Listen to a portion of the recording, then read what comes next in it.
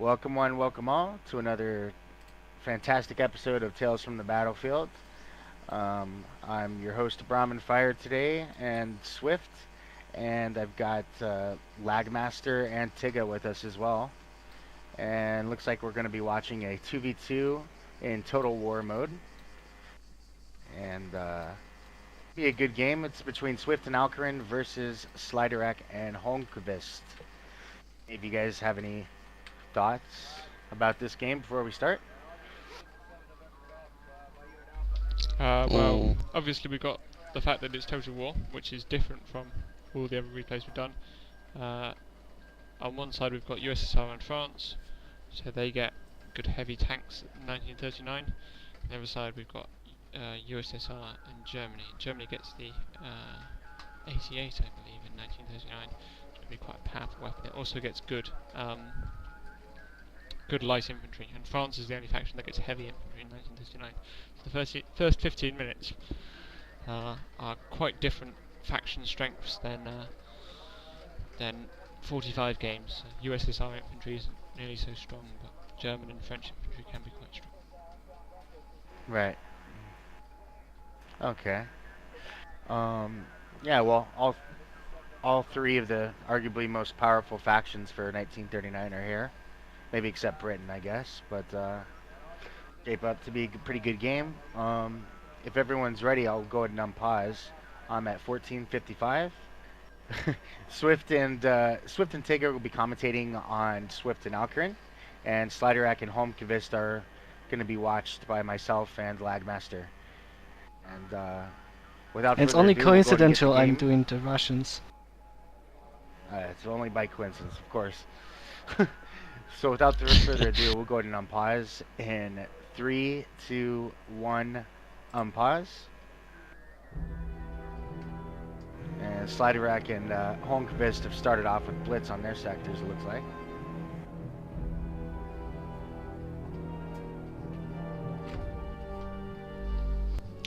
We've got a double decrypt here. Alcuin really likes his decryption. He likes to know what his opponents are up to. Looks like we were aggressively. We've got lots of forward bases here. exactly. We played a pub game and we knew they were a team, so we were worried that they would try some Total War rush with the factions that they had set. So that's why we double decrypted. It's quite strange that the Russians open with the airfield. It's not that powerful as German ones who took us. They might get PE8s in 1939. I honestly don't know. I'm not that up on 1930. Yeah. Well, very slow. They're still very powerful.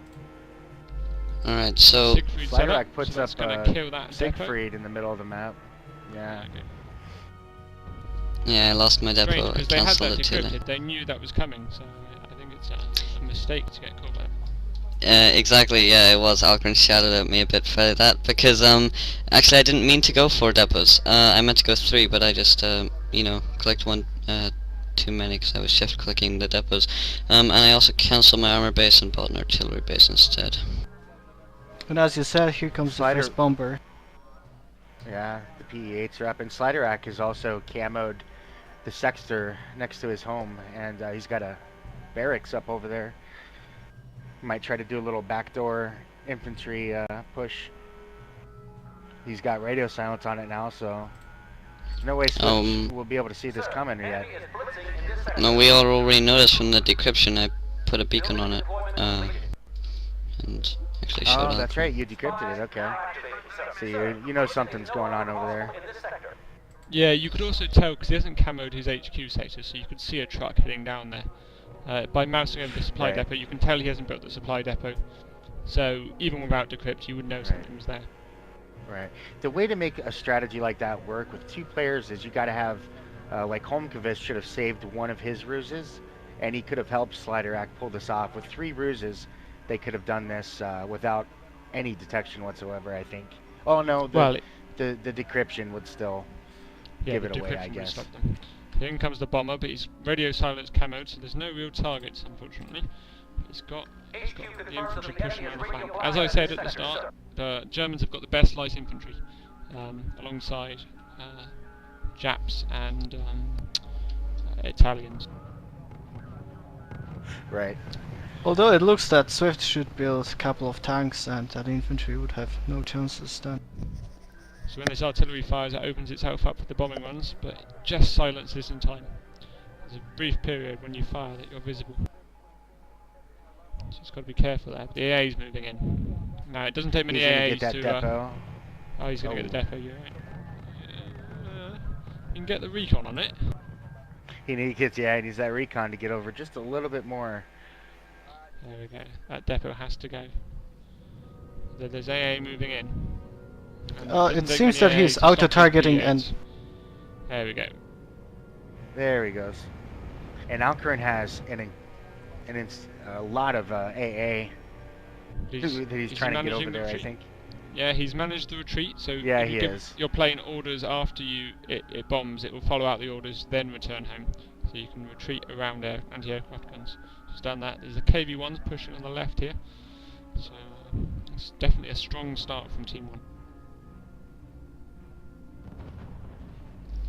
Yeah, Sudderak's done a good job here. He's going to force Swift to have to take all of his attention and keep it on this infantry south of his base, because that's could be a big problem. Economically, we're equal now.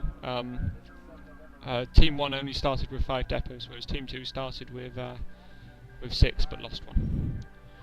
Infantry blitzing on these incoming tanks from 2 angles. Splash damage doesn't affect nearly so badly. Now the others are on the road, so they go faster. It looks like it might get them. Yeah, that's a hit on the light tank. These KV-1s are very slow, so if you can catch up with that, it's in big trouble. It's the slowest tanks. Yeah. And then So the light tanks are pretty slow too. on the right, I saw through the decryption that he was building a supply depot and brought artillery over to fire it and also to kill the barracks so that I could protect my flank. Yeah, those Siegfried Here comes another bomber. are kind of like good for early game, map control and them out of the center, but you got to know they're going to die in a few minutes. Good player will just load a little bit of artillery and kill it and move along. But 45 isn't. I mean, it's quite a bit, but it's not an exceptional amount to invest in holding up the map early. It's the same as an extra depot. Yeah. So if you can make good use of your map control, and one of the Siegfrieds did take out a supply depot truck. Yeah. Here comes their bomber, which was their strong point.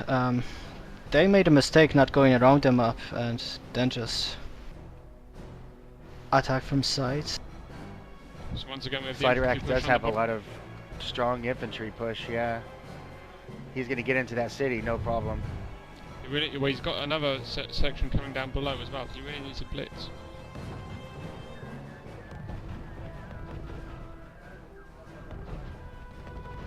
Looks like he'll take the city, but the team down the bottom. I think he'll destroy that depot, perhaps, Swift's depot. Swift has 2 B1 bisses covering it, but it should die, and all those artillery guns can, if he pushes on them, they're in big trouble as well. Well, and also the splash. Oh, he shouldn't have taken that depot. The splash damage from the B1 bisses firing at his infantry would actually help to destroy that depot as well. Yeah, well, the depot's down now. Yep. It's destroyed. So Team 2 have a points lead, but economically, I think they're still behind. Although Team 1, Team 1 has got an extra depot and have blown up one. So Team 1 are 1 depot. Well, right now there are 2 depots up. And there's lots of armour there with no camel tool. No, I think they're only 1. No, you're right, they're 2. And it seems that Swift is doing nothing about those tanks, which could get nasty. Well, actually, I'm rerouting most of my tanks to the sectors. I don't know why I made so many tanks go around the right to kill that one depot. So, that was definitely not the right thing to do. Yeah, it looks like Swift's going to take Sliderak's depot out here on left side of the map here. Alcarin came and saved me with So, some infantry. I don't know about the decision to take all those tanks and run them through the city like that. That's a lot of money just down the drain in a matter of what, 20 seconds. Just everything's dead. Plus the depot is already down, so he could have a hard time doing anything with them. Yeah, there's not much to. Yeah, You risk Holmqvist infantry and could all have. sorts of Yeah, he should have waited for Sliderak to get out some more infantry to support his tanks there, and then they could have done something. But instead, they just threw away. It looks like around $100 with the units. So what's really going wrong for us right now is the Siegfried in the middle. We really want to push on this, but my B1Bs are going to get stopped by the KV-1 long-range tanks supported by the Siegfried, and I can't get my artillery close enough either. But Team 1 aren't really pushing on the economy too much. Okay, they've got a forward depot there, but they've still got one at the back. Maybe they're saving that for later, because these games can, I don't know what the time limit is on this game, but it Yeah. can last quite a long time, and the money at the back can be valuable. They've got 6 depots total at the moment. Yeah, I'm rather of the opinion if you can get money earlier rather than later, then it's good, because you can always save it up. It's a good one. Yeah. And so About yeah, 5 now that we were minutes finally until getting shots off 42. at the Siegfried, he's killed my artillery. I did manage to rebuild that depot closest to my HQ though. No, that bombing one wasn't so good. He's going to kill an artillery and an infantryman, but he's going to lose that bomber. So it wasn't worth it. Interesting I that find the using the German built PE8 an air. Yeah, the The Stukas, fighter bombers are sure good though, aren't they? Those are going to be really a pain in the ass for Swift, I think. His S-35s are going to get owned up pretty hard. What he needs to do is locate people in that town and hold them there. He needs to, when he takes the town, he doesn't want to push with all his units. He needs to locate people in the positions around the town, and the only way to shift them out will either be an infantry storm, which you'll need greater quantity in numbers than them, or using air recon and bombers and or artillery.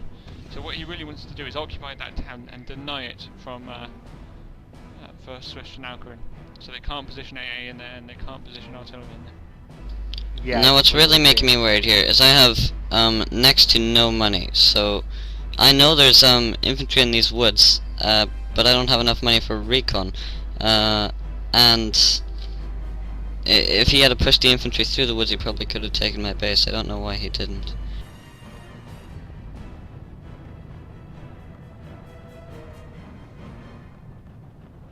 The only problem here, though, is that Sliderak's infantry doesn't have any support. He just has the infantry there, and could use Holmqvist's tanks right now to help support him.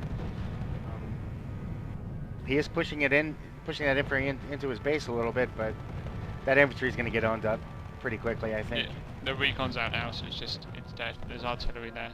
Yeah. It's not.